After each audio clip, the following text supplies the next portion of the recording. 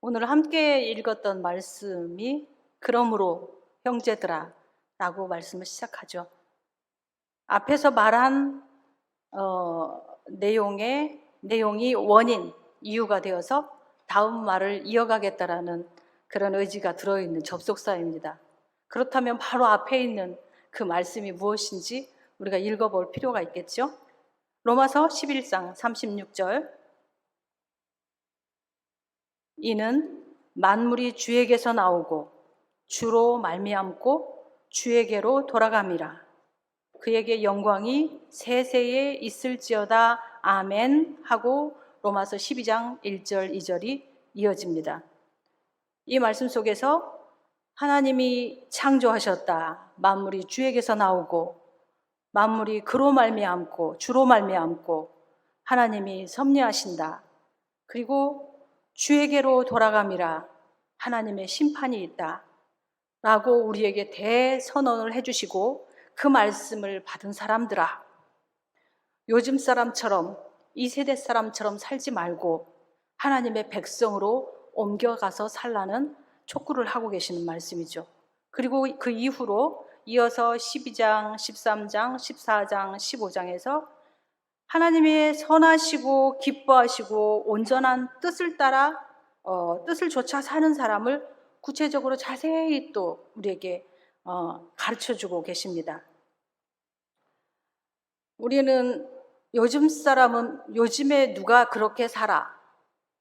이 세상을 살려면 그렇게 살 수 없어 라고 우리를 합리화하고, 그 요즘 사람이라는 그 군중 속에 숨어 지내고 싶어서 우리가 합리화하는 그런 많은 말들을 하는데, 특별히 가정생활 그리고 우리 자녀 양육에 있어서 우리는 이 말을 우리 마음속에 계속 달고 사는 것을 우리는 인정해야 될 면을 우리는 가지고 있습니다.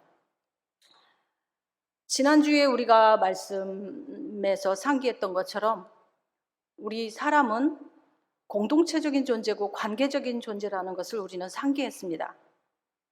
가정생활에 있어서 가정 공동체, 가족 관계에 있어서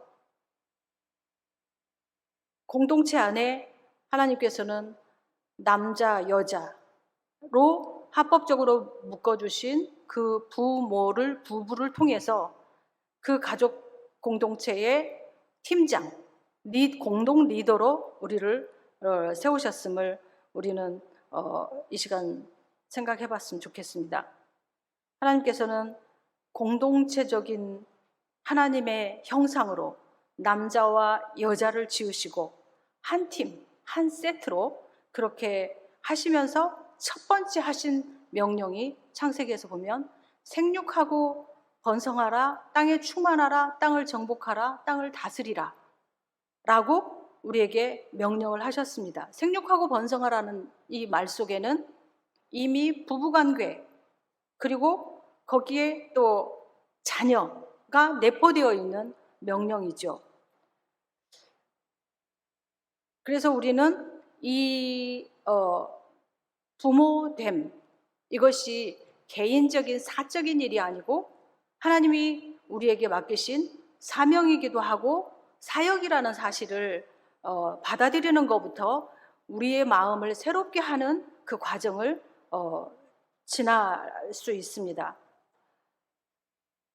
또한 말라기 2장 15절에 보면 하나님께서는 한 남자와 한 여자를 통해서 여러 가지 가능성이 있고 다양한 방법이 있지만 그 중에서도 한 남자와 한 여자를 통해서 자손, 하나님의 경건한 자손, 거룩한 씨를 그렇게 이어가고자 하셨다는 것을 볼 수 있습니다.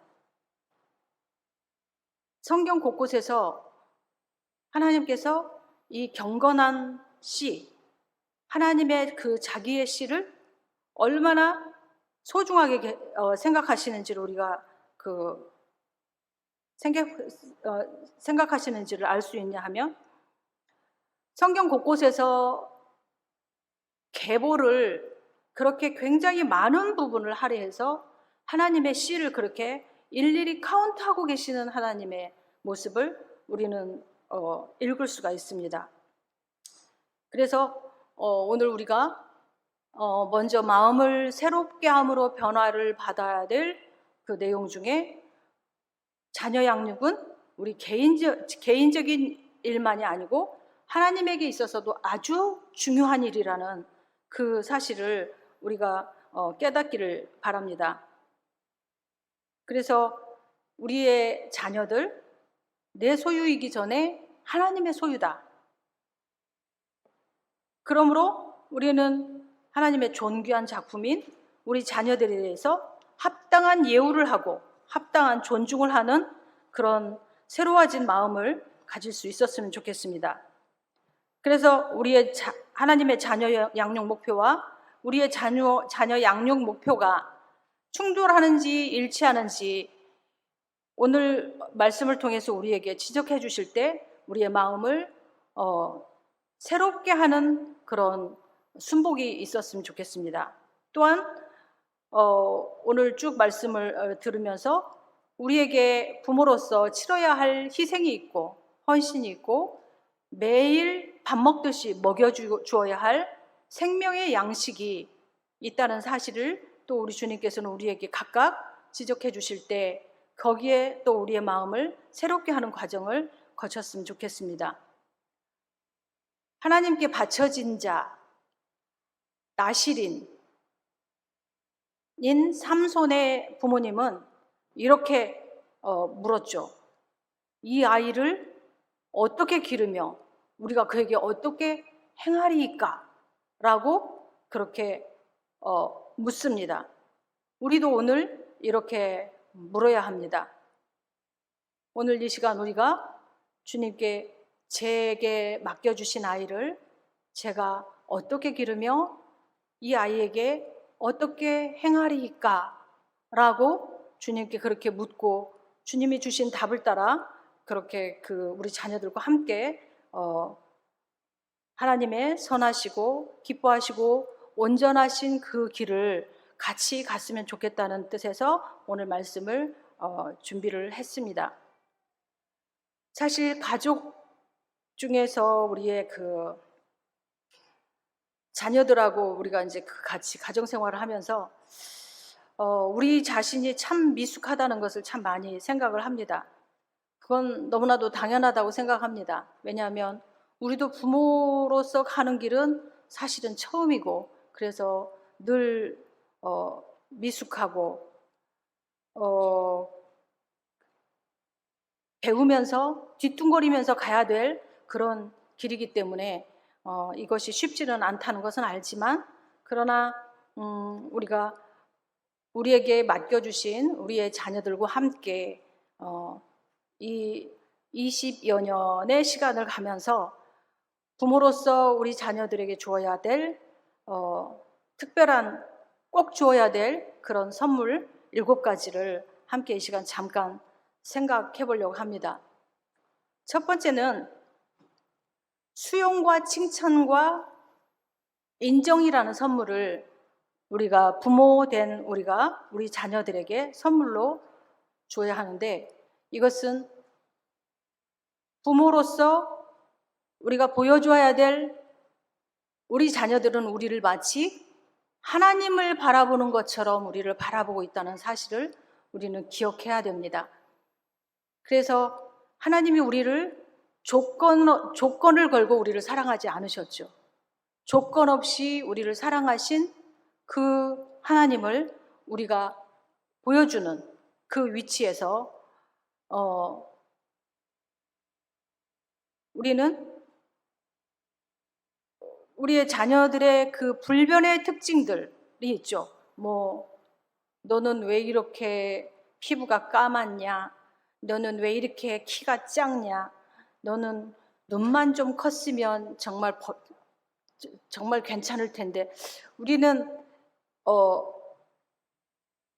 그 아이가 어찌 할 수 없는 하나님이 특징으로 만들어주신 그것을 가지고 때때로는 그 아이에게 그냥 지나가는 말이었고 농담이었다라고 생각하는데 그 호수에 던진 돌멩이 하나에 아이는 평생 동안 열등감을 가지는 그 한마디가 될 수 있는 것이죠. 그래서 우리는 우리의 자녀들이 바른 자아상을 가질 수 있도록 부모로서 우리 자녀들에게 수용이라는 선물을 우리가 주어야 되는 위치에 있습니다. 하나님의 눈으로 그 고유한 생명, 그 독특한 한 사람 한 사람을 봐줄 수 있는 그리고 그것을 기뻐하고 수용할 수 있는 그 부모에 의해서 우리의 자녀들은 건강한 자기의 그 자아상을 갖기 시작하죠. 그런데 우리는 가정에서 니네 언니는 이러는데 너는 왜 이러느냐, 또 내지는 뭐 그러면서 비교해서는 안 될 요건으로 비교하면서 우리의 자녀들의 그 열등감과 비교의식과 그 과도한 경쟁심을 이렇게 그 부추기는 예가 참으로 많이 있는 것을 봅니다.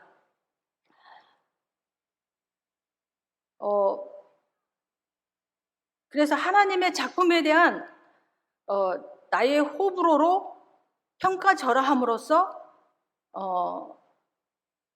우리 자녀들에게 그 자기 수용을 하는데 그 거침돌이 되는 그런 그 원인 제공을 하는 부모로서 우리가 설 수도 있는 그것을 우리가 기억하면서 불변의 특징들을 진심으로 기뻐해 줌으로써 수용하는 그런 선물을 우리 자녀들에게 줄 수 있었으면 하나님이 우리 이것은 또 배우자와 관계에서도 마찬가지고 모든 사람과의 관계에 있어서 하나님의 눈으로 그렇게 바라볼 수 있는 제가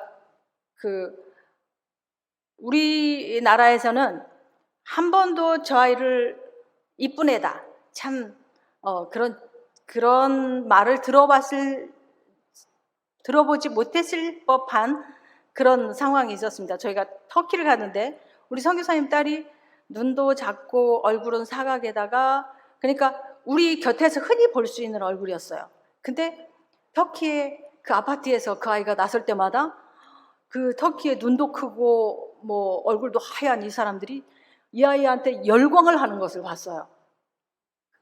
그래서 제가 그때 느낀 것은 참 우리가 누군가를 이쁘다 밉다라고 이렇게 그 우리 나름대로 호불호를 평가하는 것이 얼마나 상대적인가 하는 것을 저는 그때 배운 적이 있어요. 그리고 이제 그 두 번째로 우리가 또 줘야 될 매일 일용할 양식처럼 우리 자녀들에게 줘야 될 선물이 하나가 있는데 칭찬이라는 선물입니다. 이거는 우리 아이들에게 집중하지 않으면 줄 수 없는 선물이기도 하죠. 그래서 매일 우리 아이들에게 칭찬하는 이 선물을 줘야 되는데 우리가 우리 자녀들의 마음을 얻을 수도 있고 마음을 잃을 수도 있는데 사람은 자기를 칭찬하는 사람에 의해서 조종된다고 합니다. 우리가 우리 아이들을 조종하기 위해서 그러는 것은 아니지만 우리 아이들에게서 보여지는 그 바른 옳고 바르고 참된 것을 했을 때 그것을 알아봐주고 그것을 칭찬해주는 이 일이 매일 우리 가정 안에서 이루어지지 않으면 우리 아이들은 자기를 칭찬하는 어떤 사람에 의해서 움직일 수도 있다라는 거죠. 그러나 칭찬과 아첨은 구분을 해야 되죠. 아첨은 뭔가를 얻기 위해서 지금 그 사실을 칭찬하는 것 같지만 어떤 그 사심을 가지고 이렇게 하는 그 아첨, 우리는 얼마든지 그렇게 많이 하잖아요. 우리 아이들에게 네가 이걸 뭐 공부를 더 잘하게 하기 위해서 80점 맞았는데 그것을 이렇게 칭찬이라고 하는데 그 꽁심 속에서는 100점을 향해서 이렇게 그 우리를 조종하려고 하는 어떤 이런 마음이 있을 때 우리 아이들은 지금까지 최선을 다하고 자기 나름대로 그래도 잘 해보려고 했던 마음에 그 동기를 또 이렇게 그 희석시키는 수도 있죠. 그리고 또 하나는 인정이라는 것은 말이나 태도 그리고 행동, 성취에 있어서 바른 선택을 했을 때 그것을 알아보고 기뻐한다는 것을 전달해주는 그런 과정을 말합니다. 그러니까 우리 아이들이 다른 때 같으면 대드는 목소리로 그렇게 그 핏대를 올려서 엄마 그게 아니라고요 이런 식으로 말을 하는 그런 성향이 있는 아이가 마음을 가다듬고 엄마 제가 엄마에게 드릴 말씀이 있는데 하면서 자기를 절제하면서 만약에 그 말을 하는 소리를 들었다 그러면 제가 오늘 웬일이야? 이렇게 반응할 것이 아니라 너가 그렇게 다른 때는 그런 식으로 말을 했는데 오늘은 너의 말투를 엄마한테 정중하고 공손하게 말을 해서 엄마가 참 기쁘네 하면서 그 아이가 대드는 그 핏대 높이는 그 말로 하는 것을 버리고 바른 말의 그 태도를 보였을 때 그것을 빨리 알아봐주고 그것에 대해서 그 인정해주는 이런 것들이 우리에게 필요하다는 거죠. 그래서 그 말뿐만 아니라 뭐 산만하게 막 움직이고 있는 어떤 그런 그 태도가 우리 아이의 보통 보여주는 태도예요. 그런데 엄마가 불렀을 때 엄마에게 달려와서 네 엄마 저 부르셨어요?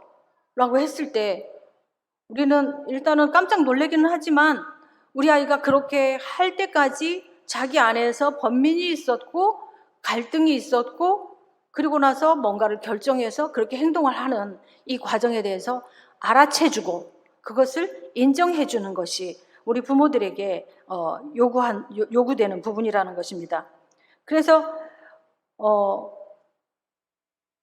우리 이렇게 아이를 수용해주고 칭찬해주고 인정해주는 그 목적은 선한 것을 강화시켜주는 과정인 것입니다. 우리 사람들은 어느 날 한 번에 그렇게 모든 것이 완성된 사람으로 그렇게 서지는 않죠.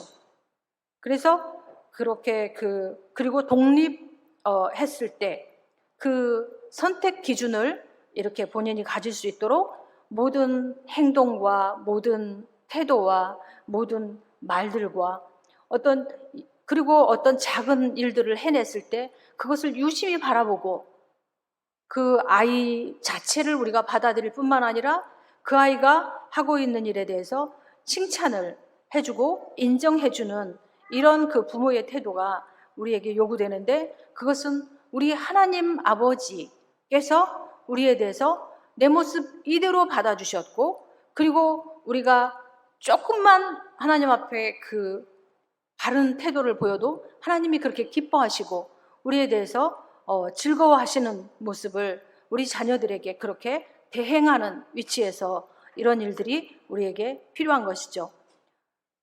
두 번째로는 우리가 부모로서 자녀에게 줘야 될 또 중요한 선물 그것은 공급해주고 지도해주고 보호해주는 이 역할이 우리 부모된 우리에게 요구되는 위치입니다.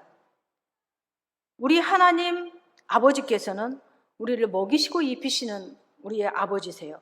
우리를 그리고 가르치시고 우리를 양육하시는 아버지신 것이죠. 그리고 우리를 보호하시는 아버지신데 그 아버지됨을 우리 자녀들 앞에서 우리가 보여주는 것이죠. 모든 공동체에는 권위 질서가 있죠. 근데 그 권위자가 권위 아래에 있는 사람들에게 해줘야 될 중요한 내용이 바로 공급해주는 일. 하나님께서는 우리에게 먹을 것과 입을 것을 우리에게 구하라고 말씀하세요. 우리에게 매일 일용할 양식을 주시옵고 라고 우리에게 기도하라고 말씀하시죠. 아무것도 염려하지 말고 너희 구할 것을 감사함으로 나한테 이야기하라고 말씀을 하시죠. 그것은 우리에게 공급자가 되어주실 그 하나님 아버지를 우리에게 말씀하시는 것인데 그 하나님 아버지를 부모의 위치에서 우리에게 대행해 주실 것을 기대하시는 것이죠. 그리고 우리 자녀들에게 적절한 지도, 양육을 해야 됩니다. 우리 많은 부모들이 자녀들에게 있어서 이 지도하는 것에 대해서 싸우는 것이 너무 힘들어서 그냥 손 놓고 그냥 네 알아서 해. 그냥 네 좋을 대로 해. 근데 사실 이 말 속에는 바로 바르게 그 지도하는 데 있어서 지쳤고 더 이상 싸우기 싫다는 어떤 이 내용이 그 속에 포함되어 있는 경우가 참 많이 있죠. 근데 또 우리가 네 알아서 해, 네 좋을 대로 해 라고 말했을 때 그 방임하는 그 상태를 우리의 자녀들이 좋아할까? 우리 아이들은 오히려 불안해합니다. 그래서 저도 우리 그 자녀에게 계속해서 어떤 부분을 이야기하고 또 이야기하고 그것을 교정하고 했을 때 반복적으로 그것을 거부하고 거절하면 한숨을 푹 쉬면서 입을 다물죠. 그러면 우리 딸은 뭐라고 그러냐면 엄마 왜 나를 포기한 거야? 또 이러면서 또 자기의 그 이야기를 또 이렇게 하는 이야기를 들어봅니다. 마찬가지로 우리 아이들의 마음에는 미련한 것이 얽혀 있나니 라고 말씀하시면서 바로 잡아가고 바로 세워가야 할 우리 어른들도 그렇지만 우리 모두가 그런 그 과정들을 우리 부모님들을 통해서 그것들을 이렇게 그 세워갈 수 있는 그 역할을 우리에게 위임하셨다는 것을 우리가 기억해야 될 것입니다. 특별히 우리 자녀들이 여러 유형의 모습을 보일 수가 있죠. 그래서 단순히 어리석어서 그렇게 하는 모습도 있지만 이것이 발전해서 나중에는 냉소적이고 악인의 모습까지 그렇게 갈 수 있는 그 가능성을 우리 모든 아이들에게서 보면서 우리는 한 발자국씩 한 번에 한 가지씩 그렇게 우리의 자녀들을 지도하고 함께 가는 이런 것들이 필요합니다.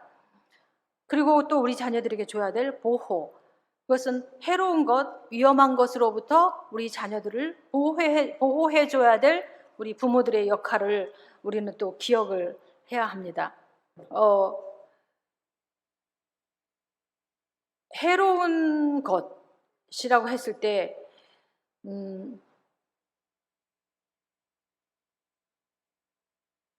우리 그 부모들이 옳고 그름에 대해서 확신이 없을 때, 또 타협하고 싶을 때 우리의 자녀들을 그렇게 그 방치하고 그렇게 소심해지는 것을 우리는 볼 수 있는데, 우리 자녀들에게 있어서는 내가 마치 하나님처럼 보인다는 그 사실을 기억하면서 우리가 힘을 내고 새롭게 해야 될 필요가 있죠. 우리가 우리 자녀들을 보호한다라고 했을 때 때때로는 우리 아이들의 우정, 친구 관계를 보호해 줘야 되는 상황도 있어요. 그러니까 우리 자녀들에게 그 해로운 것, 위험한 것으로부터 보호한다고 했을 때 사람을 차별하는 것은 아니지만 지금 내가 만나고 생각을 교환하고 지금 영향을 주고받는 사람과 10년 후에 나는 닮아 있을 것입니다. 마찬가지로 우리의 자녀들이 지금 누구와 교제하고 누구와 생각과 마음을 서로 교환하느냐에 따라서 10년 후에 우리 아이들의 모습은 달라 있을 것이라는 것이죠. 성경 말씀에도 속지 말라, 악한 동무들은 선한 행실을 더럽히나니 라는 말씀을 우리가 한번 주목해 본다면, 요즘에 그 아이들 중에 야 편의점에 가서 저 훔쳐 갖고 와서 먹자 라는 이런 제안을 하는 재미로 라고 말하지만 그런 것을 권유하고 거기에 가담하게 하는 어떤 이런 친구들도 있을 수 있는데, 이런 친구들로부터 우리는 우리의 자녀들을 알고 있고 보호하고 있는지, 또 우리가 우리의 자녀들에게 그 지도할 때 사회성을 우리가 많이 이야기를 하잖아요. 근데 우리가 사회성을 생각하는 우리의 개념이 주로 우리 또래 아이들하고 교제하는 것을 사회성이 좋다라고 생각하는 경향이 참 많이 있죠. 그러나 사회성은 저는 정확하게 아이하고 그 모든 연령대의 사람하고 인격적인 자유로운 교제가 가능한 상태로 우리 아이들의 그 관계성이 발달하는 것을 저는 사회성이 온전하게 커가고 있다라고 그렇게 정의하고 싶어요. 그러니까 우리 아이들이 제 또래 아이들하고 있을 때만 자유롭게 장난치고 모든 말을 다 할 수 있느냐, 아니면 할아버지하고도 앉아서 할아버지의 언어로 자기 그 대화를 하고 자기의 생각을 피력하고 할아버지의 언어를 들을 수도 있고, 또 아주 어린 자기 동생하고도 그 교류가 가능한가 하는 이런 부분들을 생각한다면 우리는 우리의 사회성을 굉장히 제한하고 우리 아이들의 그런 것을 우리는 많이 생각해 볼 수가 있습니다. 그래서 우리 아이들을 우리가 지도할 때 우리의 자녀들은 이런 반문을 참 많이 해요. 왜 나만, 다른 애들은 다 그렇게 하는데 왜 나만 엄마 이렇게 못하게 해요? 왜 나만 이걸 제재하세요? 하면서 우리 아이들이 우리에게 그 흔히 말하는 덤비는 그런 상황들이 참 우리 가정 안에 많이 있을 수 있는 것을 봅니다. 저희 아이에게도 제가 그 말을 참 많이 들었어요. 엄마, 다른 애들은 다 그렇게 하는데 왜 나만 못하게 하세요? 왜 나만 이렇게 해야 돼요? 라고 했을 때 저는 우리 자녀에게 그렇게 이야기를 했어요. 그 아이에 대한 책임은 그 아이 부모님들에게 하나님이 물으실 거야. 그렇지만 너에 대한 그 책임은 하나님이 나에게 물으시기 때문에 나는 지금 너의 엄마로서 이렇게 최선을 다하고 있는 거야. 이 말을 무수하게 많이 하고 아이가 성인이 됐습니다. 그래서 우리가 아비들아, 너희 자녀를 노엽게 하지 말고 오직 주의 교양과 훈계로 양육하라 라고 말씀하셨을 때 우리는 방치해 두는 것을 우리의 자녀들에게 잘해준다라고 생각할 수 있지만 우리의 자녀를 노엽게 하는 것은 우리의 자녀들을 적절한 지도와 적절한 보호와 적절한 공급을 하지 않을 때 우리의 자녀들이 그렇게 분노하고 그렇게 노엽게 된다는 사실을 우리가 기억하는 밤이 되었으면 좋겠습니다. 그리고 세 번째로는 죄책감의 문제를 해결해주고 청결한 양심을 갖게 하는 이런 부모와 자녀가 이런 그 관계 속에서 이 부분을 해결해야 되는 과정들이 또 있습니다. 아무것도 누구하고도 거리낄 것이 없이 투명한 관계를 하나님은 우리와 그렇게 누리고 싶어 하세요. 그런데 우리 존재의 가장 깊숙한 곳에서는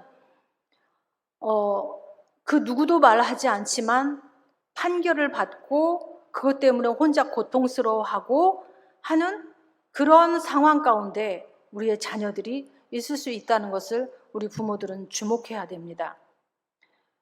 우리는 밥만 먹고 육체만 사는 존재들이 아니고 그 영혼과 양심이 그렇게 우리를 올가맬 수 있는데 우리 자녀들이 부모들에게 투명하게 정직하게 말하지 않은 비밀스러운 바르지 못한 과실이나 어떤 잘못을 가진 채 집안에서 같이 배회할 수 있는 것이죠. 그래서 그랬을 때 우리가 속지 말아야 될 것은 우리의 자녀들이 뭔가 숨겨야 될 것이 있을 때 공격적으로 자신을 방어한다는 사실을 우리가 주목해 볼 필요가 있습니다. 부부간에도 마찬가지고 부모 자식 간에도 마찬가지죠. 내가 뭔가 변명해야 되고 내가 뭔가 숨기고 싶은 것이 있을 때 상대에게 탓을 돌리고 비난하고 공격함으로써 자기의 과실을 숨기는 그 상태에 우리의 자녀들이 지금 처해 있을 수도 있다는 것을 우리가 유심히 살펴봐야 되죠. 특히 다른 사람에게 손해를 입힌 일에 가담을 하고 있을 수도 있어요. 우리 자녀는 아주 착해서 그런 일이 없으리라고 생각하지만 우리도 모르는 그런 비밀스러운 일에 우리 아이들이 이런 예도 있을 수 있죠. 우리 아이가 집에서는 그렇게 순한 양인데 밖에 가서는 누군가를 린치하고 누군가의 돈을 뺏고 누군가를 그렇게 못 살게 구는 그런 왕따의 주인공이 되어 있을 수 없다라고 장담할 수 있으실까요?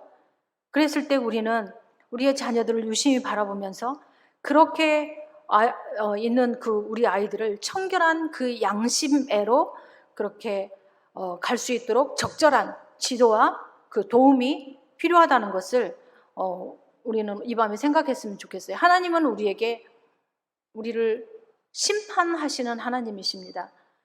책임을 물으시는 하나님이시죠. 무엇에 대해서? 말에 대해서, 행동에 대해서, 생각에 대해서, 태도에 대해서, 동기에 대해서. 우리도 우리 하나님 앞에서 그렇게 우리의 말, 우리의 행동, 우리의 태도, 우리의 생각, 우리의 동기를 하나님 앞에서 늘 회개하고 그것을 정결하게 하고 하는 삶을 살 뿐만 아니라 우리 아이들이 하나님과 사람 앞에서 그렇게 거리낄 것이 없는 자유로운 활보를 할 수 있도록 도와줘야 되는 그런 위치가 바로 부모의 위치라는 것이죠. 그랬을 때 우리가 우리의 자녀들을 도와주기 위해서 개인적으로 1대1로 만나야 되죠. 그럴 때는. 그래서 이렇게 질문을 하는 거죠. 엄마가 혹은 아빠가 너한테 개인적인 질문을 하나 하고 싶은데 해도 되니? 라고 먼저 아이의 동의를 구하고 말씀하세요. 이렇게 대부분 이야기를 하겠죠. 네가 말하고 싶지 않다면 안 해도 돼. 하지만 네가 말을 한다면 정직하게 사실대로 말해줬으면 좋겠어. 라고 하면서 양심에 호소하는 진실을 말할 수 있는 여건을 만들고 그리고 우리 아이들과 아주 개인적이고 지금까지 누구에게도 말하지 않았던 그런 내용을 부모와 투명하게 공유할 수 있는 이런 상황을 우리 부모들은 중요하게 생각을 하고 그 일을 감당을 해야 되죠. 저희 아이가 어느 날 집에 왔는데 엄마 눈을 슬슬 피하고 자꾸 자기 방으로 이렇게 들어가는 것을 봤어요. 근데 이제 부모들은 매의 눈이 있어서 대충 알잖아요. 이 아이가 지금 무슨 일이 있었구나. 그래서 이제 그 아이한테 지슬아 엄마하고 이야기 좀 해야 될 것 같아. 안방으로 좀 들어와라. 그러면 이제 벌써 긴장을 딱 하고 들어오죠. 들어오고 이제 엄마한테 할 얘기가 있는 것 같은데 이 말만 해도 아이는 벌써 심장이 쿵쾅쿵쾅쿵쾅 뛰면서 우리 엄마는 다 알고 있구나 라고 생각을 하고 또 이제 저희 아이는 또 한 번 깨끗해진 양심, 투명한 그 관계의 자유로움을 맛본 아이들이라면 굉장히 부모에게 정직하게 말하는데 쉬워집니다. 그러나 이 첫 물꼬를 뜨기가 굉장히 어려워요. 부부간에도 마찬가지죠. 부부에게 꼭 이렇게 투명하게 말을 해야 될 내용이 있는데 그렇지 않으면 계속해서 와서 신경질을 자기가 오히려 내는 거죠. 똥낀 놈이 썩낸다는 얘기 있잖아요. 그래서 자기가 분명히 그 잘못을 구하고 해야 될 일이 있는데 자꾸 생트집을 잡고 하는 일이 많을 때 뭔가 이 사람이 지금 나한테 할 얘기가 있는 것 같다라는 것을 짐작하면서 혹시 저한테 할 말 있으세요? 라고 그렇게 그 이야기를 풀어놓을 수 있는 그런 상황을 만들 필요도 있는 것 같습니다. 그날도 우리 자녀와 안방에서 방석 2개를 놓고 이제 면담을 하고 엄마 제가 사실은 엄마 몰래 뭐뭐뭐를 했었어요. 그래서 잘못했어요. 이제 쭉 이제 고백을 하고 그래 하나님 앞에서 너가 잘못했다는 거 알지? 그럼 엄마랑 같이 기도하자. 네가 먼저 기도해. 먼저 기도하고 그리고 이제 제가 또 이제 기도하고 그리고 나서 이제 이 아이를 보내줬어요. 근데 정말 제가 그날 크게 배운 한 가지가 있는데 엄마한테 얘기하고 나니까 여기가 깜깜한 데지 여기 환한 데지 제가 여기서 껑충 떼가지고 여기로 온 것 같아요 라고 아이의 용어로 그 상황을 설명하는 것을 봤어요. 그래서 이 부분은 우리가 참 덮어놓고 가기 쉬운 부분인데 그렇게 우리 자녀들의 말하지 않는 그 말과 행동과 생각과 태도와 동기 우리 아이들이 또 우리는 못 들었지만 말로 엄마를 많이 욕하는 요즘에 그 아이들이 참 많이 있다고 해요. 누군가를 막 그 쌍욕을 해서 가만히 들어보니까 버스 안에서 자기 엄마를 그렇게 욕하는 그런 이야기를 이렇게 들었다는 이야기도 제가 들은 적이 있어요.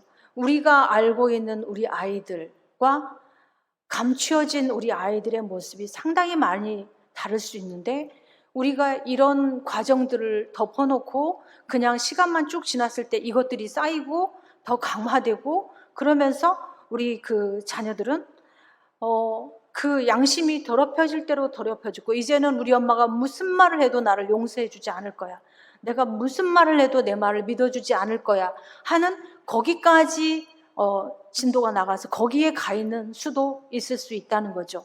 그러나 우리가 실망하지 말 것은, 우리의 자녀들도 정말 엄마하고 아빠하고 아무 거리낌 없이 그렇게 사는 그 자유한 그 상태를 그리워하고 있다는 것을 우리가 생각했으면 좋겠어요. 그래서 우리가 주눅들지 않고 그 관계 속으로, 그리고 이 상황 속으로 이렇게 뚜벅뚜벅 어른으로서 책임감을 가지고 나아가는 그런 부모들이 됐으면 좋겠어요. 그리고 또 우리 자녀들에게 줘야 될 또 중요한 내용이 있죠. 그것은 우리 자녀가 이번에는 그런 죄책감 말고 오히려 그 반대의 입장에서 고통 가운데 있고, 그리고 원한과 용서하지 못하는 그 수렁에 우리 아이들이 빠져 있을 수도 있다는 것을 우리 부모들은 기억해야 합니다. 엊그저께도 어떤 집사님이 그런 이야기를 해요. 자기 딸이 이제 제가 어렸을 때부터 봤기 때문에 자기 딸에 대한 이야기를 하면서, 그 아이가 그렇게 참 이렇게 착하게 순하게 참 이렇게 이쁘게 잘 갔는데 어느 날부터 자꾸 문을 닫고 엄마하고 대화를 회피하고 이제 그런다는 거예요. 그래서 우리는 흔히 그러잖아요. 사춘기니까 그럴 수도 있지 라고 말을 하는데, 그 이면에는 분명히 무슨 사건이 있는데도 우리는 사춘기니까 뭐 지나고 나면 괜찮겠지라고 하면서 그 상황을 그냥 안 터뜨리려고 하는 그런 성향이 우리에게 참 많이 있는 것을 알아요. 근데 그날도 자세히 얘기를 하지 않는데 본인이 너무 힘들다는 이야기를 이제 언뜻 했어요. 근데 이제 엄마는 이제 이렇게 얘기를 한 거예요. 친구들이 그럴 수도 있지, 장난으로 그랬을 거야. 근데 이제 이 아이는 지금 지속적으로 계속 괴롭힘을 당하고 있는 상황이었던 거예요. 그래서 엄마는 학폭에 대해서 어떻게 생각해? 라고 이제 첫 말을 했을 때는 심각하다는 상황을 받아들여야 되는데, 친구들끼리 어떻게 그 일에 학폭까지 열어? 그러면 걔 인생이 어떻게 되겠어? 이렇게 이제 아무렇지도 않게 이야기를 한 거예요. 근데 이 아이는 지속적으로 그렇게 괴롭힘을 당하고 있었고, 그 말을 엄마한테 간접적으로 호소한 말이, 엄마는 학폭에 대해서 어떻게 생각해? 라고 이야기를 했었는데, 엄마가 그 자세한 내막을 들어보지 않고 이제 그 아이의 편을 드니까 이 아이는 두말을 하지 않고 화를 내면서 방문을 쾅 닫고 들어가더라는 이야기를 하는 거예요. 그러면서 내가 이 심각한 상황을 너무 가볍게 봤었구나 라는 그런 이야기를 하시는 이야기를 며칠 전에 제가 들은 적이 있어요.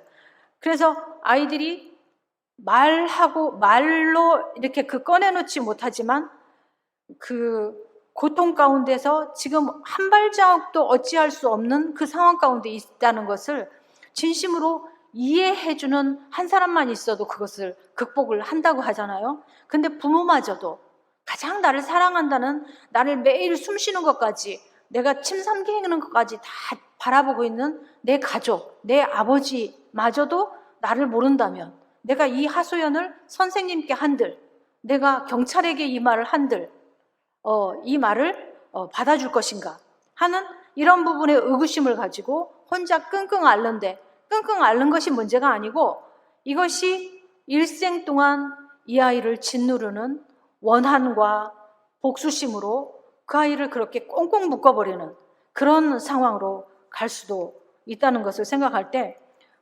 우리가 아무렇지도 않은 우리 아이의 한마디라고 생각했던 거기에 주목하고 경청을 해야 될 상황들이 참으로 많이 있습니다. 그랬을 때 우리가 시간이 얼마나 걸리더라도 어떤 희생의 대가가 따르더라도 내가 너와 함께 갈 거고 나는 네 편이야 라고 하면서 우리의 그 자녀들의 그 상처 속으로, 그 아픔 속으로, 그 고통 속으로 같이 걸어 들어가야 하는 자가 바로 우리 부모들이라는 것이죠. 그래서 정말 오늘 또 그 왕따, 찐따라는 이야기도 하죠. 이런 상황 가운데서 죽고 싶다. 이 세상은 왜 내 말을 아무도 들어주지 않을까?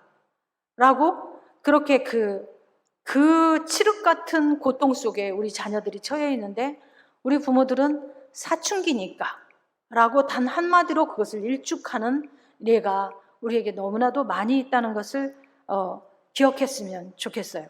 그렇게 우리 아이들이 그 고통 가운데서 그것을 적절하게 용서하고 상대를 풀어주는 이 정당한 과정이 없으면 우리 자녀들의 감정이 파괴가 되고 생각이 파괴가 되고 그리고 성장이 거기서 멈추고 그 상처 속에 갇힌다는 것을 우리는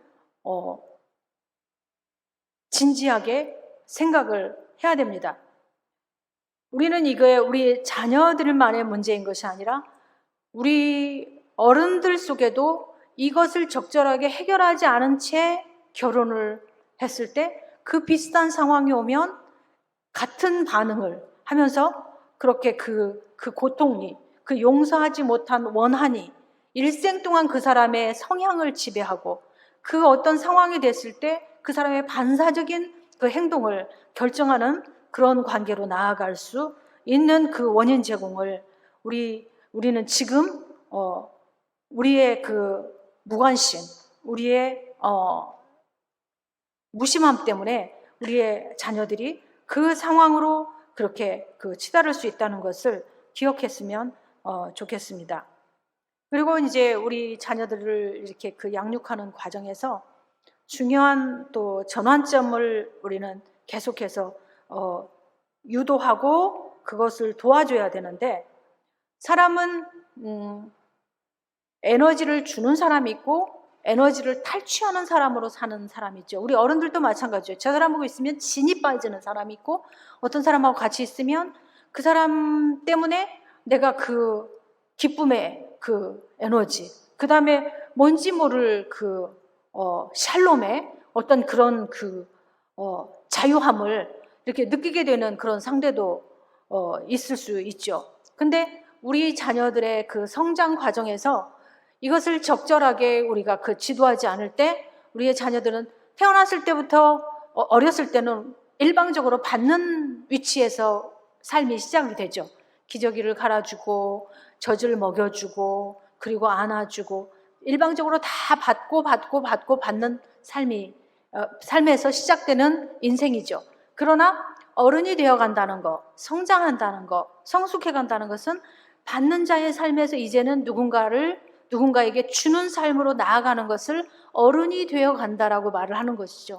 근데 우리는 우리 아이들이 어른이 되어가는 것을 도와주는 자인가 아니면 어른이 되어가는 계속 유아로 남아있도록 그렇게 내버려두는 부모인가를 생각해 볼 때 물론 그래요. 우리 부모들은 무조건적인 주는 것이 기쁘고 또 그것이 또 우리의 보람이기도 하고 그렇기 때문에 우리는 그것을 과소평가할 수도 있지만 이 아이가 장차 계속해서 어른이 되었을 때 다른 사람의 에너지를, 다른 사람의 자산을, 다른 사람의 무엇인가를 계속해서 탈취하는 그런 사람으로 미성숙한 그런 사람으로 그렇게 나이만 먹는 그런 아이로 자랄 수도 있다는 것을 우리는 기억해야 됩니다.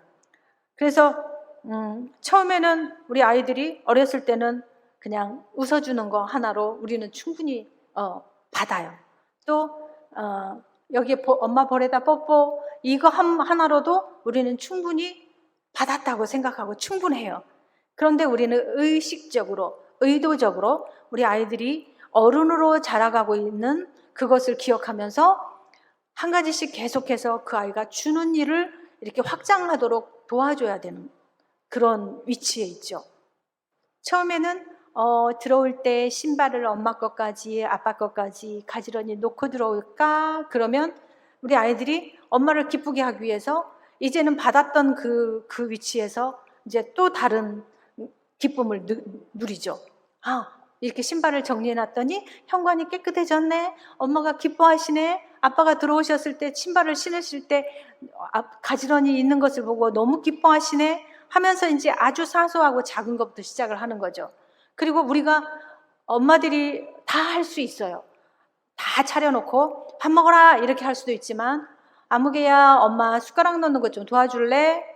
아무개야 저기 엄마한테 물 좀 떠다 주면 고맙겠는데 하면서 계속해서 지금까지 일방적으로 받았던 위치에서 주는 것을 하나씩 훈련시켜가는 그런 그 과정들이 우리에게 많이 생략되어 있는 공부만 해라, 들어가서 숙제해라, 너 밀린 학습지 해라, 이것에 우리가 너무 사로잡혀 있어서 우리 자녀들에게 그 어른으로 되어가는 그 과정에서 그 주는 자가 되는 그 과정으로 가는 것을 우리가 많이 도와주지 못하는 것을 많이 볼 수 있어요. 그래서 조금 더 컸을 때는 요번에 우리 손녀가 아주 착한 일, 부부의 날 때 이제 깨끗해진 방을 딸이 이렇게 사진을 찍어서 보냈더라고요.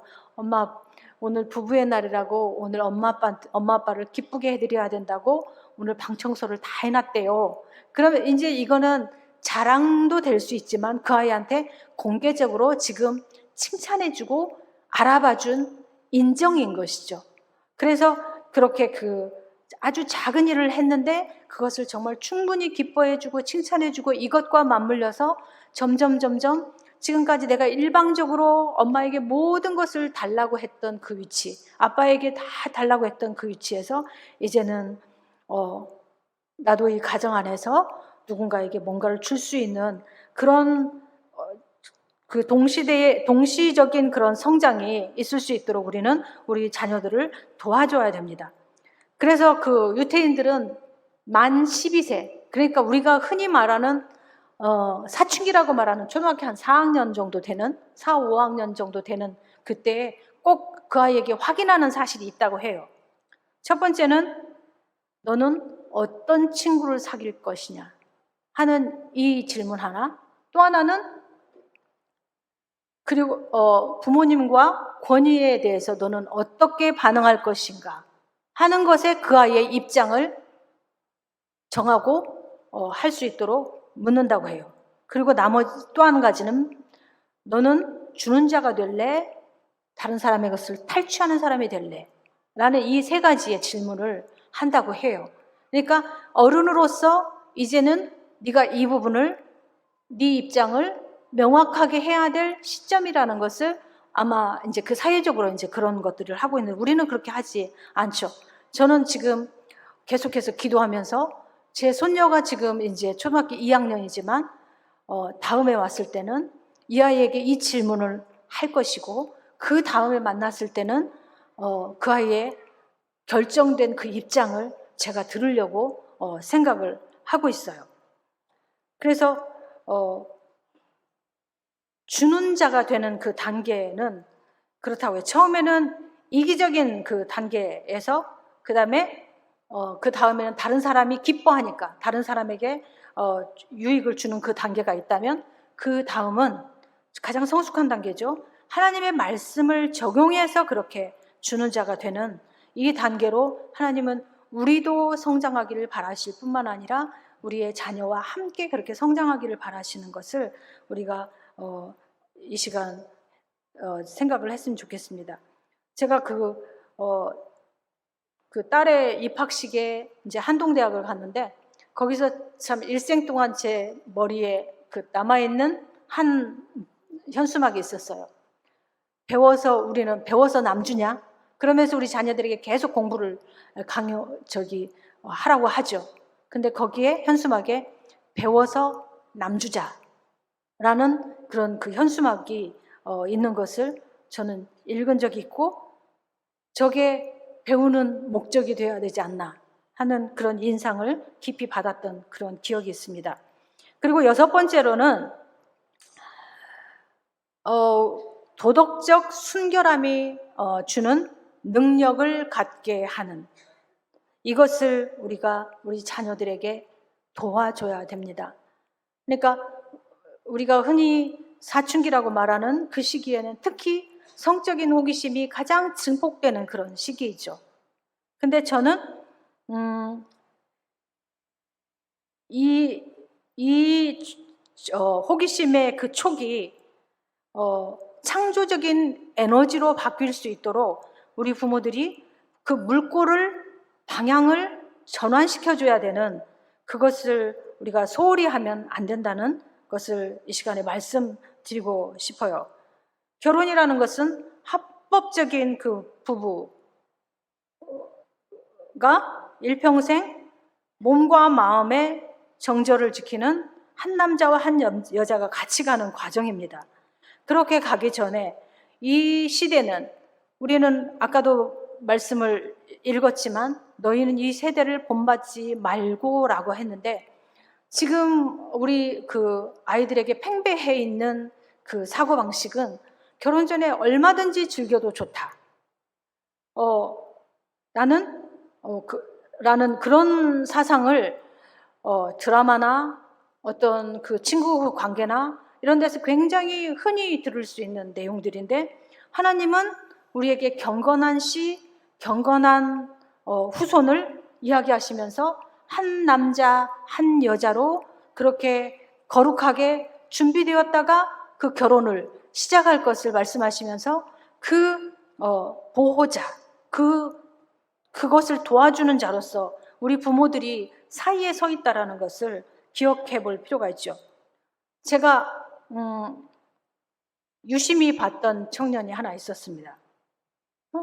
우리 이 목사님 사위 되는 형제가, 제가 주목하게 된 계기가 있었어요. 이 친구가, 나는 이제 굉장히 공부를 열심히 하고 자기 일에 집중하는 청년이었죠. 나는 내 앞에 하나님이 나를 위해 빚어둔 하와와 같은 여성을 내 앞에 두기까지, 나는 하나님의 그 수술대에서, 갈빗대를 뺐으니까 지금 마취 중일 거 아니에요? 나는 하나님 앞에서 그렇게 잠들어 있겠다라고 하면서 모든 소개팅, 모든 데이트를 거절하고 그렇게 가는 청년을 본 거예요. 그래서 제가 그 청년을 주목했죠. 그리고 또 이 친구가 요즘에 스마트폰이 제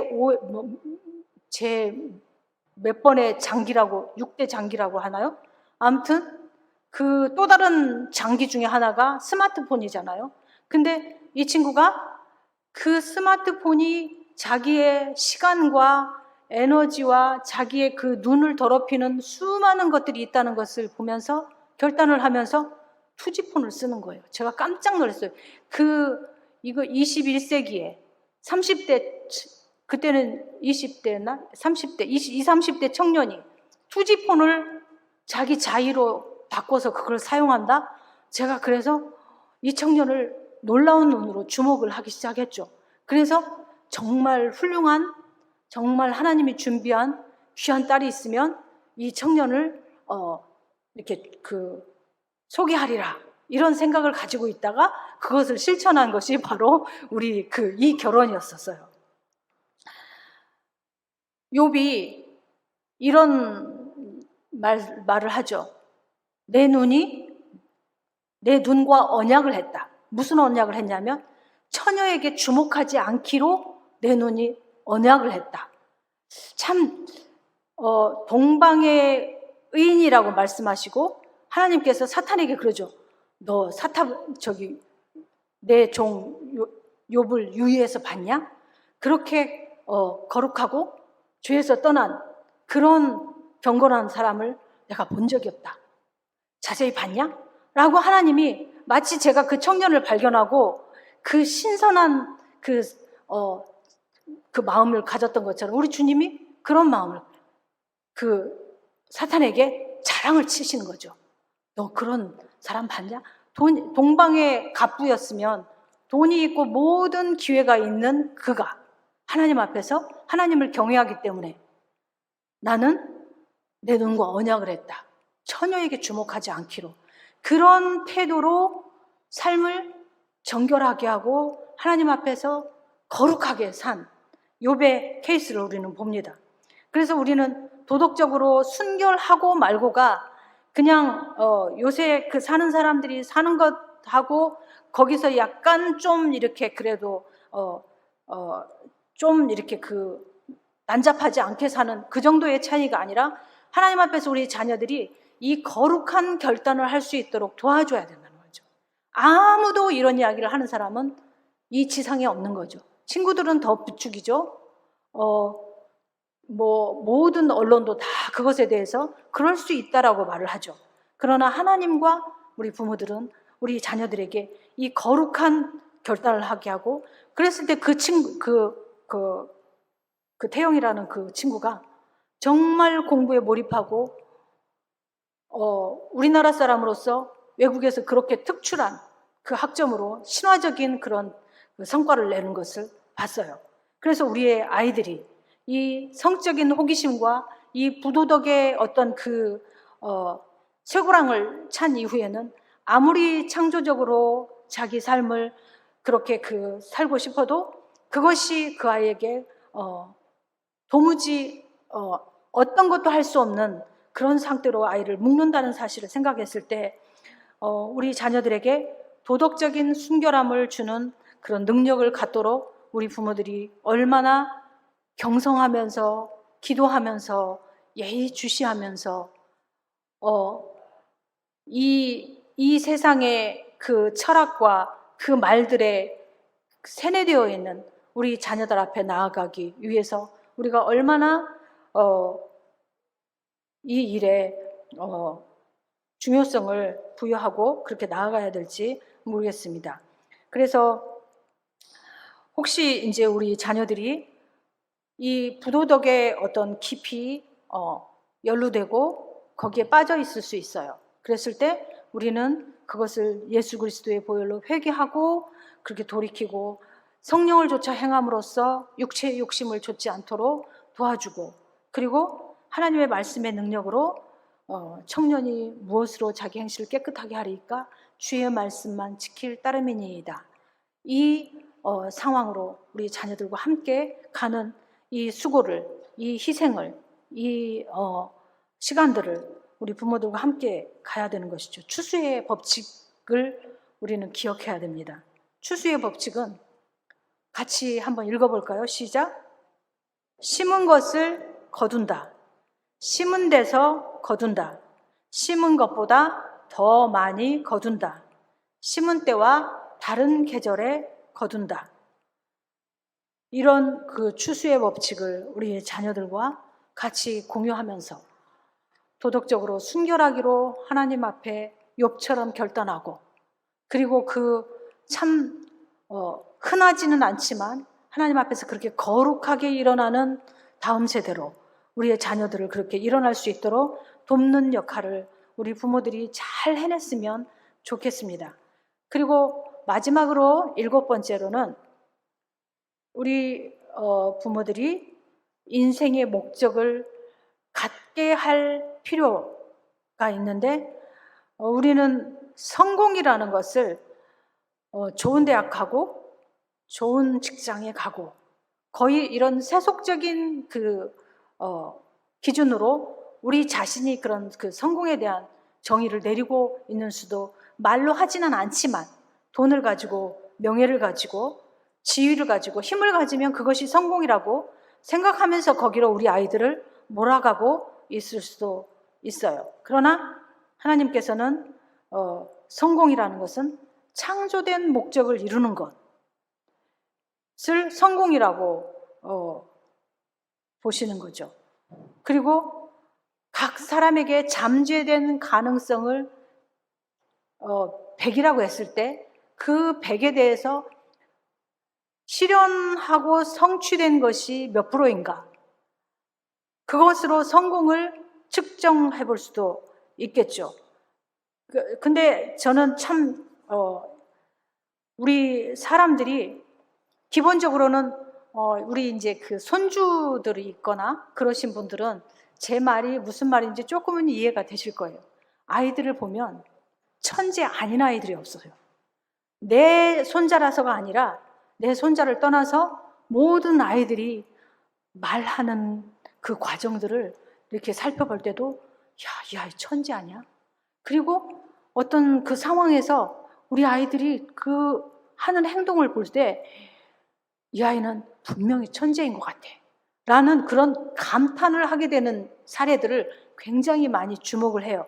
우리 자녀들에 있어서는 우리가 딱 정해놓은 어떤 그 성공의 개념 속에서 우리 아이들의 그런 면들을 봐주지 못한 부분들이 참 많은데, 좀 이제 우리가 그 나이가 들고 좀 멀찌감치 아이를 객관적으로 보면서 참 아이들은 모두 다 천재였었구나, 천재일 수 있는 이 가능성을 하나님이 담아서 이 땅에 보내셨구나. 근데 반항하느라고 또 열등감에 그 휩싸여서, 또 내지는 그 죄책감의 그 수렁 속에서, 또 내지는 그 고통 속에서 그 고통을 이기지 못하고 용서하지 못해서 그 원한과 상처 속에서 일생 동안 그 굴레 속에서 꼼짝달싹 못하느라고 아이가 길을 피지 못하고 살았다는 생각을 저는 많이 해봐요. 그래서 그 성공에 대해서 정의할 때 하나님이 이 아이를 창조하신 그 목적을 어떻게 가장 100% 발휘할 수 있도록 그렇게 아이를 도울 것인가 하는 개념으로 우리 먼저 그 성공의 정의를 다시 내려야 하고, 우리 자녀들에게도 우리 아이들이 사실은 그 사춘기라고 말하는 그 청소년기에 저는 사실은 이런 질문을 개인적으로 매끄럽지는 않지만 표현은 굉장히 서툴고 좌충우돌이기는 하지만 이 고민을 계속해서 하고 있고 그 질문을 우리 부모들에게 계속 던지고 있다고 저는 생각을 해요. 나는 어디로부터 왔는가? 아까 모든 만물은 주에게서 왔고, 그리고 나는 왜 여기 있는가? 주로 말미암고, 그리고 나는 어디로 가는가? 이 질문을 우리 아이들은 자기 언어로 지금 계속 하고 있는 것이죠. 제가 우리 딸에게 정말 많이 들었던 이야기. 엄마, 내가 왜 공부를 해야 돼? 내가 왜 공부를 해야 돼요? 오늘 한 30분을 대화를 했어요. 30분이 아니라 1시간도 더 넘을 때도 있죠. 이제 거기에서 나와서 뭐 이런저런 이제 막 이야기를 하다 보면 그 다음날, 근데 엄마, 내가 왜 공부를 해야 돼요? 자기도 자기가 어디서 왔으며 내가 지금 왜 여기에 있고 내가 어디로 가는지에 대한 이 질문을 자기 표현법으로 계속 그렇게 하고 있는 것이죠. 그래서 우리는 이 확신을 우리 아이들이 개인적으로 할 수 있도록 기도해주고 도와줘야 되는데, 이 하나님의 로마서 11장 36절이 내 인생과 갑자기 그게 결부되고 내 인생의 그 정답으로 그렇게 확인될 때 이 아이의 삶에는 빅뱅이 일어나는 것이죠. 그래서 우리는 지금 수학 문제 하나를 더 풀도록 그렇게 그 아이를 몰아붙일 것이 아니라 이 아이가 이 질문에 대답하고 그리고 갈 수 있도록 우리 부모들이 도와줄 수 있다면, 우리 자녀들이 엄마하고는 말이 안 통해, 엄마는 내 마음을 몰라 라고 하면서 우리를 아예 자기 인생에 제껴놓는 그런 상대가 될 것인가, 아니면 같이 고민해주고 같이 기도해주고 그러면서 이 아이가 자기 그 인생의 삶의 목적은 하나님을 영화롭게 하고 그를 영원토록 즐거워하는 그 삶의 목적에 이룰 수 있도록 우리가 함께 기도하고 도와주는, 우리도 거기로 가는 이런 것들을 우리 가정에서 부모로서 개념을 가지고 그리고 주시하면서 같이 가야 되는. 그렇다면 삶의 목표는 무엇일까? 삶의 목표라는 것은 예수 그리스도를 통해서 하나님과 올바른 관계를 맺고 거룩한 하나님을 본받아 신적인 성품으로 계속 자라나는 것이 또 삶의 목표로. 그 다음에 생의 소명은 그럼 무엇일까? 생의 소명은 우리 각각이 자기가 섬기고 돕기에 가장 알맞은 특정 그룹의 사람들이라고 그렇게 정의를 했더라고요. 그래요. 우리 모두가 사람마다 관심사가 다르고 그리고 내가 정말 집중하고 싶은 일들이 다 달라요. 제가 지난 시간에도 말씀드렸지만 부부가 도무지 그 말이 한마디도 서로 이렇게 교류가 되지 않고 그 바위를 치듯이 튕겨나가는 그런 그 부부들을 보면서, 그리고 이제 그 이혼의 위기에서 뭐 최면요법을 하고 지금까지 가졌던 모든 상처를 쏟아내게 하고 그런 뭐 심리 치료사들이 동원돼서 하는 그 솔루션들을 이렇게 쭉 보면서 어떤 그런 프로그램들을 보면 우리는 뭐 이혼할 것도 아니고 뭐 그렇지도 않지만 거기에 계속해서 시선이 가고 마음이 가고 저 사람들은 어디서부터 실마리를 풀어야 할까 이런 고민을 늘 하게 되고, 그리고 또 이제 엄마들이 그 아이들과 자기도 애기도 애기 그렇게 쩔쩔매는 모습을 보면 이 엄마들이 이렇게 자기가 두 걸음 먼저 자라면서 우리 아이들을 그렇게 손잡고 가질 수 있는 그런 엄마들이 되면 얼마나 좋을까 하는 이런 부분에 저는 이렇게 계속해서 그 관심과 그 마음을 쏟으면서 이렇게 가요. 아마 여러분들은 또 각각 관심되는 그 대상, 관심되는 어떤 그런 층이 다를 거예요. 어떤 사람들은 고아와 과부에게 내가 할 수 있는 모든 구제를 하면서 내 인생을 살고 싶다라고 생각하는 사람도 있고, 어떤 사람들은 나는 청소년들에게 내 인생을 다 걸고 싶다라고 하면서 자기 그 소명을 그렇게 그 특정 그룹에게 그렇게 집중하는 것들을 볼 수 있는데, 우리의 자녀들을 그렇게 면밀하게 또 볼 수가 있죠. 너는 뭘 보면 제일 그렇게 네 마음이 흥분되고 네가 이렇게 하고 싶어? 라는 이런 질문들을 여러분 신명기 6장 5절부터 쭉 보면 누웠을 때든지 길을 갈 때든지 일어날 때든지 누웠을 때든지 이거는 24시간 모든 장소와 상황을 망라해서 이렇게 가라는 뜻인 거잖아요.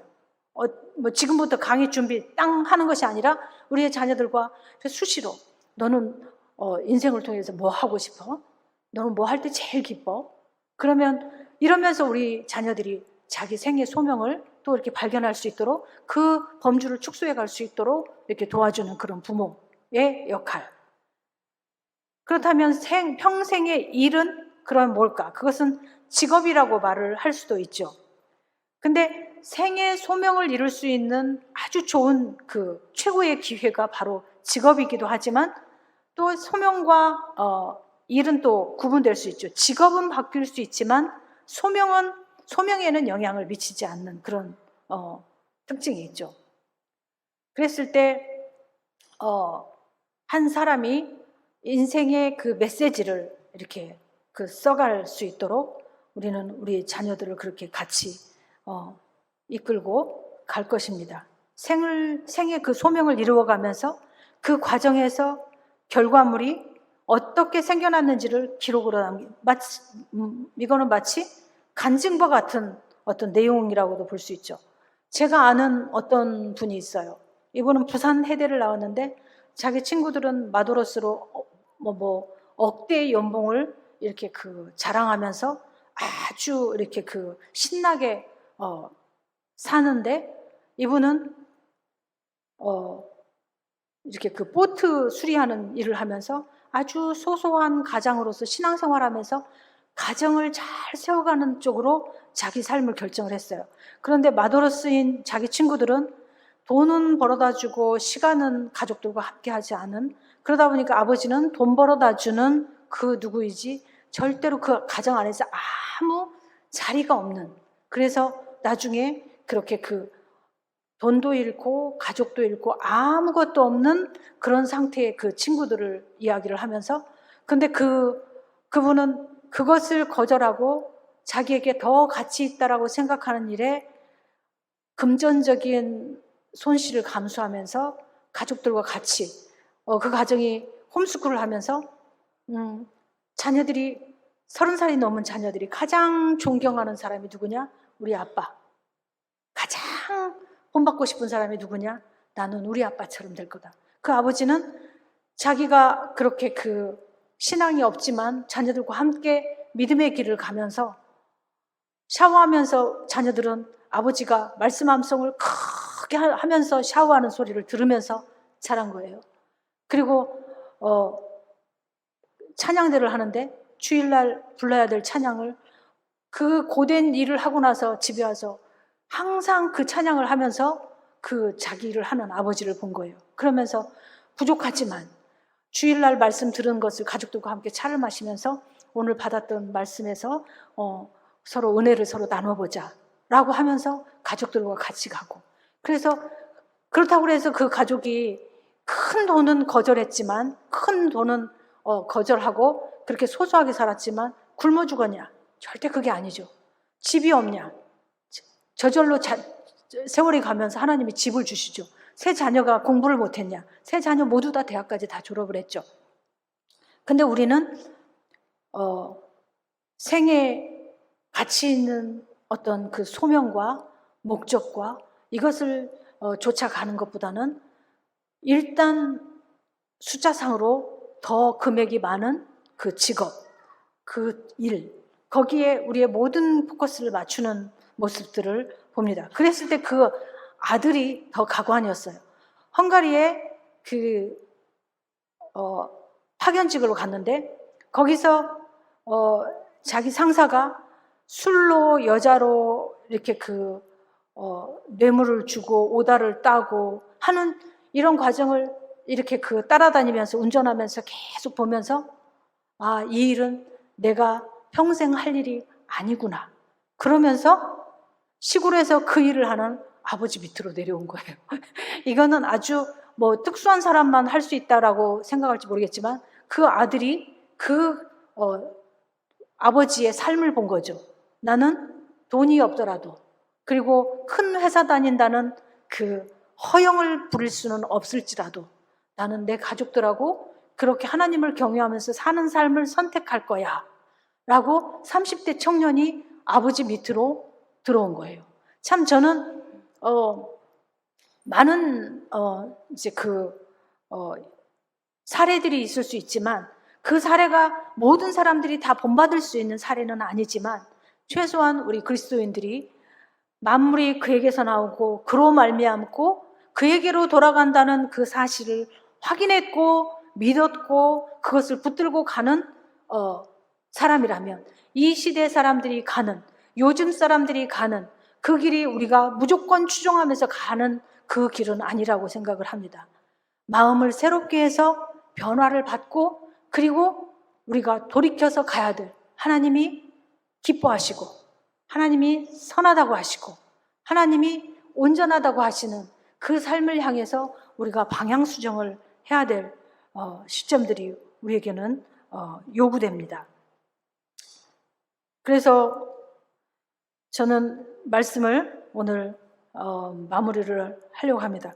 지난 시간에 제가 생각해 보니까 너무 길었더라고요. 그래서 제가 오늘은 자초지종 다 자르고 빨리 끝내려고 그렇게 오늘 좀 이렇게 두서가 없네요. 좀 제가 마음이 좀 조급했나 봐요. 아무튼 양해하시고, 제가 목사님에게도 그랬습니다. 저는 대구름용 아닙니다. 그리고 저는 프로가 아닙니다. 제가 아무튼 누누이 말씀드리고 저를 부인하는 마음으로 이 자리에 서 있기 때문에 여러분들도 양해를 해주시기 바랍니다. 요한복음 10장 10절에 보면 도둑이 오는 것은 도둑질하고 죽이고 멸망시키려는 것뿐이요 내가 온 것은 양으로 생명을 얻게 하고 더 풍성히 얻게 하려는 것이라. 사탄은 오늘도 쉬지도 않고 잠도 안 자고 우리의 자녀들의 가능성을 도둑질하고 우리의 자녀들의 천재성을 죽이고 우리의 자녀들의 거룩함을 망가뜨리고 죽이고 파괴하는 일들을 지금도 쉬지 않고 하고 있습니다. 그래서 하나님의 백성들, 하나님의 씨들을 그렇게 죽이고 멸망시키는 일을 계속하고 있는데 우리는 크면 잘하겠지, 언젠가는 잘하겠지 라는 막연한 생각을 하면서 우리 자녀들을 매일 관찰하면서 수용하고 칭찬하고 인정해주면서 선한 일을 장려해가고 독립했을 때 우리의 자녀들이 바른, 옳고 바르고 참된 것을 결정하고 선택할 수 있도록 우리는 우리의 자녀들을 주목하고 있지 않다는 것을 하나님 앞에서 회개해야 됩니다. 또한 우리의 자녀들에게 우리 아버지 하나님은 이런 분이셔 라고 보여줘야 되는 어른의 위치에 우리의 자녀들을 적절하게 공급해주지 않고, 이 공급이라는 것은 반드시 물질적인 것만은 아니겠죠. 공급해주고 그리고 보호해주고 그리고 우리의 자녀들을 또 지도해주는 이 일을 우리가 소홀히 했던 것을 우리 하나님 앞에서 돌이키고 회개해야 될 것이라고 믿습니다. 또한 우리 자녀들이 지금 죄책감에 쌓여서 그 어떤 것도 할 수 없어서 그것에 대한 반동으로 그렇게 우리에게 소리치며 그렇게 우리에게 공격하면서 지금 그렇게 그 어둠에 휩싸여 있는데 우리가 우리의 자녀들의 그 죄책감을 청결한 양심으로 그렇게 나아올 수 있도록 하나님과 사람 앞에 거리끼지 않는 그런 빛으로 나올 수 있도록 우리가 돕는 일을 정말 적절하게 잘 했는지 이것을 우리가 생각해 봤으면 좋겠습니다. 뿐만 아니라 우리 아이들이 지금 고통 속에서 괴로워하고 그 누구에게도 말하지 못하는 그런 상황 가운데 있는지 우리는 혹시 우리의 자녀들의 그 영혼의 그 깊은 상처와 신음소리를 귀 기울여서 들은 적이 있는지 우리 그것을 다시 기억해 봤으면 좋겠습니다. 뿐만 아니라 우리의 자녀들이 성장하고 성숙해 감에 따라 지금까지 우리 엄마에게 주세요, 주세요, 내놓으세요, 내놓으세요, 이것 주세요, 저것 주세요 하는 이런 그 받는 자의 위치에서 이제는 성장하면 성장할수록 누군가에게 유익을 주고 기쁨을 주고 다른 사람에게 힘을 주고 용기를 주고 기쁨을 주고 사랑을 주는 그런 위치로 나아갈 수 있도록 우리는 적절하게 우리의 자녀들을 돕고 있는지 그것을 또 한번 기억해 봤으면 좋겠고 뿐만 아니라 우리 자녀들이 지금 정말 집중되어 있는 그 에너지의 방향이 그 성적인 호기심과 거기에 우리 아이들이 흐느적거리고 거기서 헤어나오지 못하도록 그렇게 방치하고 있지는 않은지 그런 것들을 우리가 다시 한번 생각해 봤으면 좋겠습니다. 그리고 우리의 자녀들에게 정말 우리 아이들이 듣고 싶은 자기 인생의 퀘스천, 나는 무엇을 위해 살아야 하는지, 나는 어디서 온 존재인지, 나는 어떻게 살아야 되는지, 내 인생의 목표는 어디에 두고 내 생의 소명을 어디에 둬야 되는지 이 일에 우리 부모들은 무관심하고 그저 지금 눈앞에 있는 성적 그 다음에 지금 해야 될 그 숙제 거기에만 우리가 갇혀 있다면 우리의 자녀들의 하나님이 천재의 가능성을 가지고 우리 몸을 빌어서 그렇게 나게 하셨는데 우리의 자녀들이 50, 60이 되면 거의 바보같이 되는 그런 결과로 마감을 하게 하는 건 아닌지 우리가 그런 것들을 생각하는 시간으로 오늘 이 시간을 맞이했으면 좋겠습니다. 어떤 사람은 그렇게 생각할 수도 있어요. 내 자녀가 지금 내 말이 닿기에는 내 손이 닿기에는 너무 멀리 가버렸어요. 나는 어떤 영향도 우리 자녀에게 끼칠 수 없는 그런 막막함 속에 지금 처해 있어요 라고 생각하시는 분이 있을 수 있어서 제가 한 가지 예만 여러분들에게 드리고 마치려고 생각을 합니다. 제가 마더와이즈를 하는데 저보다 6살이 많은, 그러니까 지금 68세이신데 그때가 그분이 한 65세 정도 됐을 거예요. 마더와이즈로 오셨어요. 이미 애들 다 컸고 제가 생각하기에는 제가 배워야 되는 그렇게 믿음과 모든 부분에 존경스러운 그런 분이셨거든요. 근데 그분이 이제 이런 것들을 하나씩 하나씩 이렇게 정립해가면서 자녀들에게 그렇게 선언을 했어요. 엄마가 지금까지 하나님 앞에 잘못 살았어. 정말 진정성을 가지고 진지하게. 그러면서 그러나 나는 지금부터라도 하나님이 가르쳐 주신 대로 그렇게 살 거야. 내가 너희들한테도 정말 너무 잘못 가르쳤어. 그래서 나는 지금부터 너희들이랑 같이 하나님이 기뻐하시는 그 뜻을 따라서 갈 거야. 너희들이 협조해 줬으면 좋겠어. 라고 정말 진지하고, 애들이 이미 어른이니까 이 말을 꺼내기가 정말 쉽지 않았었을 거라고 저는 생각을 해요. 그러나 그 엄마는 그렇게 했어요. 그러니까 아이들이 정색을 하고 엄마의 말씀을 들었어요. 그리고 시간은 걸렸어요. 그렇지만 지금 그 자녀들과 그 엄마가 얼마나 귀하고 아름답게 하나님 앞에서 세워져 가고 하는지, 정말 저는 그 존경하는 사람들을 꼭 존경하는 사람을 손꼽으라고 한다면 저는 그분을 참 많이 떠올려요. 그 나이에 다 커버린 아이들과 함께 그렇게 하나님 앞에서, 나 하나님 앞에서 바로 갈 거야. 나 이제 배운 대로 하나님 앞에서 그렇게 순종하면서 살 거야. 나뿐만 아니라 너희들은 같이 그렇게 가고 싶어. 같이 협력했으면 좋겠어. 라고 했을 때 아이들의 마음도 숙연해지면서 그 엄마의 진정성, 엄마의 그 말에 함께 그렇게 동조하면서 잘 되지 않지만 우리 엄마도 지금까지 가는 삶이 처음이었고 지금까지 그렇게 하지 못했지만 그것들을 같이 감싸 안으면서 그렇게 가는 모습을 봅니다. 그래서 여러분들이 우리 자신이 이런 선물을 부모들에게 받지 못했을 수도 있어요. 그러나 우리는 살아계신 하나님, 우리 아버지가 있어요. 우리는 하나님 아버지께 부족할 때마다 하나님 저 못하겠어요. 도와주세요. 라고 그렇게 하나님 앞에 나아갈 수 있는 좋으신 아버지. 우리를 거절하지 않으시고 우리의 있는 모습 그대로 우리를 수용해 주시고 우리보다도 더 우리를 사랑하시는 그 아버지 앞에 우리는 나아가면 돼요. 그리고 그 아버지 앞에서 그 문제를 해결받고 그리고 우리 자녀들 앞에서 우리 같이 그렇게 하나님 앞에서 가자 라고 진정 어린 그런 그 부모되는 그 자리에서 함께 갈 때 우리의 자녀들도 하나님의 그 경건한 자녀들로 세워져 가고 우리 하나님이 우리를 부모로 두신 그 자리에서 우리의 그 책임을 하나님 앞에서 아름답게 그렇게 성취해가는 그런 우리가 될 수 있을 것이라고 그렇게 믿으면서 두서없고 아마추어적으로 여러분들과 오늘 이 말씀을 같이 나눴는데 이 말씀은 사실은 그 베이직 세미나에 그 7가지 그 원리가 있어요.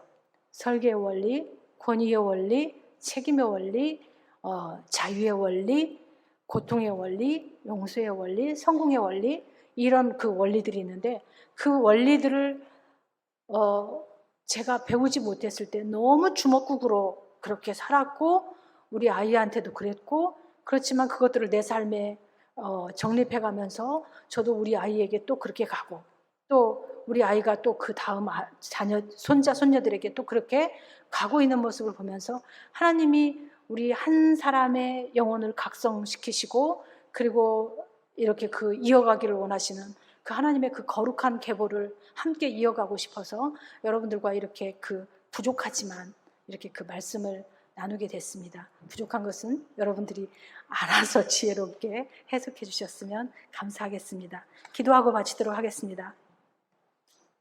하나님, 미숙하고 상처도 많고 열등감에 가득한 저희가 이 자리에 있습니다. 부모랍시고 우리를 바라보고 있는 우리 아이들이 우리에게 그 부모의 역할을 요구하고 있지만 우리는 너무나도 연약한 모습으로 이 자리에 함께 있습니다. 지금까지 회피하고 크면 언젠가는 잘하겠지 하면서 덮어놓고 여기까지 왔습니다. 우리가 그렇게 세월만 보내고 있는 사이에 사탄은 오늘도 쉬지 않고 우리 자녀들의 마음과 몸을 죽이고 멸망시키고 도둑질하고 유린하고 있습니다.